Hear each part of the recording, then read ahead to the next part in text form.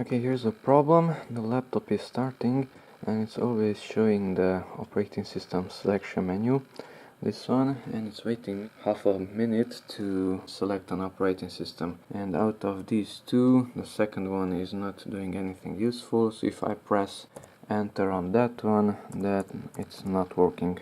I have to use F9, press F9 on the keyboard, and then it returns and it's waiting me to press a key, or it will automatically select after half a minute the first one.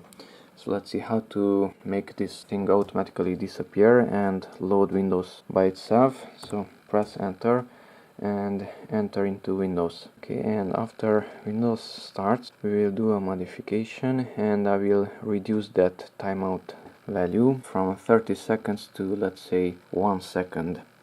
Okay, so in Windows 10, let's go here to File Explorer and right click this PC. Okay, and go to Properties. Now here let's go to Advanced System Settings. Okay, and here is Startup and Recovery. Click on the Settings button. And time to display list of operating systems is set to 30 seconds. Set it to 1 second.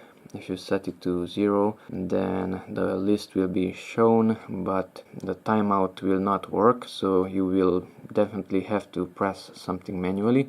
And by setting it to 1 second, you don't have to do anything. It will automatically select the default operating system after 1 second. Okay, so let's just close it with OK. OK, and let's do a test. Restart the computer.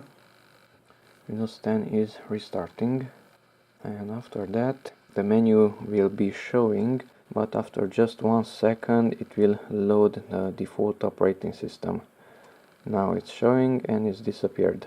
Okay, so that's how to lower that value and make Windows load automatically without you having to press a button on the keyboard or wait for half a minute.